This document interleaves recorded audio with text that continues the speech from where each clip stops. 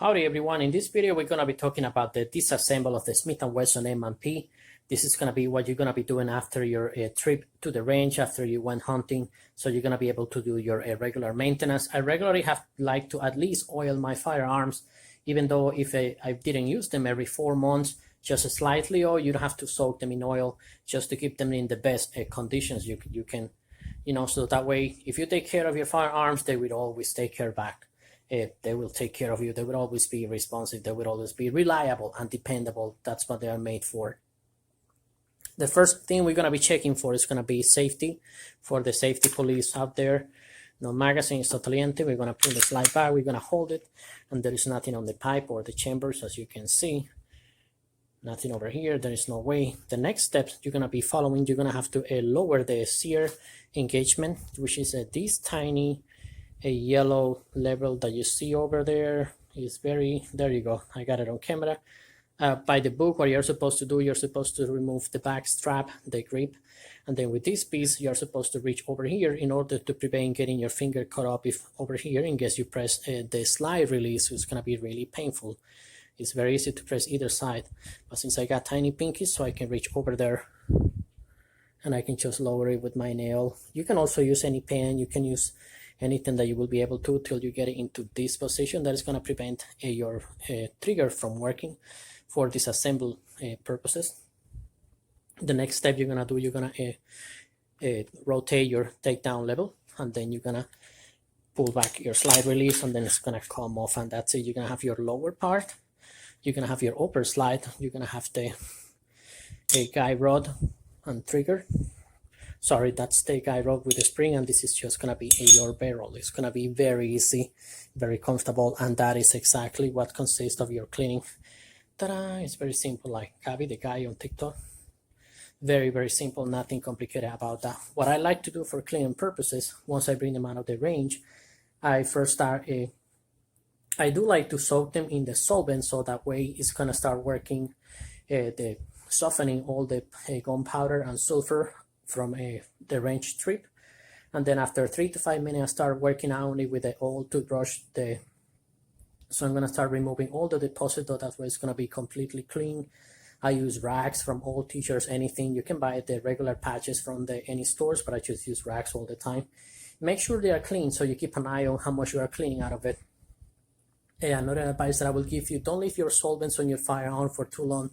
The majority of them are quite corrosive, so that they're going to take a toll on your tiny springs and things like that.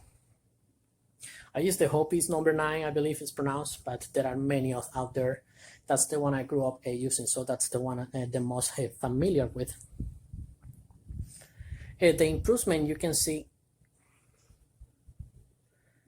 over the Gen 1, the number 1 after all, about all of them is going to be the chassis system. As you can see in the front, this is made out of metal. What it used to be, the guide rod and the spring what used to be resting used to be plastic. For this generation is a pure metal piece. As you can see in the front, internally you're going to have some metal plates. All over internally it's going to be like a precision rifle chassis. So it's going to, before they were kind of sliding, the first generation, it was not the most, it was really accurate, but it can always, there is always room for improvement. So you can see the chassis itself is going to help with the rigidity. It's going to prevent from it having that much flexing like the majority of the polymer handguns out there on the market. Another improvement that was done over the Gen 1 is going to be the rail, the sliding rails on the Gen 1. They were kind of short when they were sliding one on top of the other. If you pay attention, you can see sort of a certain movement sideways. In this case, the sliding is going to be longer. The first one was half the size of this one, and it's going to be longer than, they were shorter than this one, and they were not really the thickest one. This is thicker and it's kind of longer, just like other firearms. The rear ones, they were kept about the same. They do a great job keeping both slides aligned in the same direction. Another improvement that was done, as you can tell on the upper part of the firearm, the slide, they removed some metal parts from it. So that way, when people are getting a good deal over there over the internet and they buy a cheap ammunition, which uses most of the time very cheap powder, regardless that you were using the very cheap powder out there, that it won't produce the enough gas to cycle the whole firearm every shot. With a lighter upper receiver, the upper slide, it's going to be able to cycle all your bullets regardless. You will never have that problem if you're using a match ammunition for personal protection, the 150 and the 149 grain, because those use all the time excellent powder quality. And don't even think about having that kind of problem when you're using the military grade powder and ammunition. I'm talking about the 124 grain bullet plus which is the plus P, which means extra powder. So it's going to force this to cycle to work under all kind of condition. And so either if it gets muddy, if it gets sandy on the inside of the pistol, when you use the 124 plus P, which stands for plus powder, it's going to cycle this regardless. That was another one improvement. Another improvement that was done over the Gen 1 is going to be the slide stop or slide release, which is over here. Some people complain that when you drop it, it was able to release it forward. I've never had that issue with the Gen 1. It really shot excellent, unless I don't know, maybe if you hit it deliberately in certain angle or something, you might be able to move forward the slide, the upper part of the pistol, but I never had that issue. Either way, it was improved over the Gen 1. And finally, the final change that was done to this generation is the palm grips, or the grips over here. The Gen 1, I believe they only came with 3 interchangeable palm grips. For this one, for the Gen 4, you're going to have 4. Previously, I was messing around. I felt really comfortable with the medium large, but I found out that I have like too much slack of my finger. I was able to hook my whole finger onto it, which is not the right thing. You're supposed to be only touch it with the bare tip of your finger, and then you're supposed to be able to reach all controls with your thumb from both position, regardless if you're a right-hand shooter or a left-handed shooter. This is pretty much a disassembled firearm. It's going to be your upper, your slide, your rod is super easy to assemble and disassemble. Before you assemble, it's going to be very easy, very comfortable, nothing out of the ordinary. The first thing you're going to insert is going to be the barrel,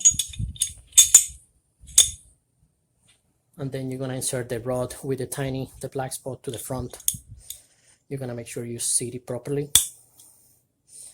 And then the next part is going to be just insert one part over the other. You're going to align these surfaces. You can see the guide rods over there. You're going to align them with the incisions on the side right here, so they're going to override each other like a domino box. This is the right procedure.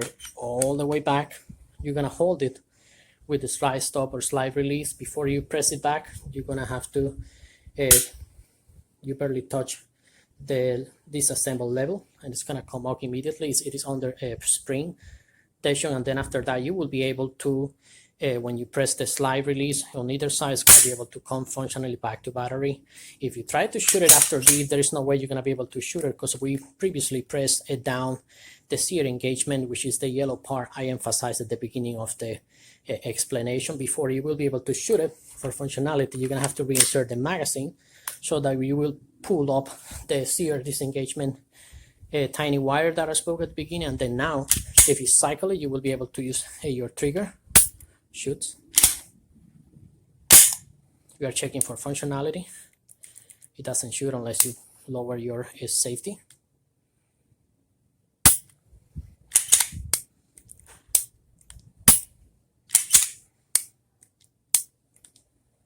And that's it. That is how you check that, how you disassemble your Smith & Wesson M&P. As always, thank you so much for following. Don't forget to subscribe before you leave these channels, so that way you will never lose any of the upcoming videos that I'm going to be able to share with you a few hints, a few tips for taking care of your firearms. One final advice: if you ever decide to buy firearms or anything of value, never leave them in your car. The only thing that separates your firearms from criminals to get all your firearms or any personal information is going to be a glass. Don't make it easy for them. All right, you'll have a wonderful day, and God bless you all.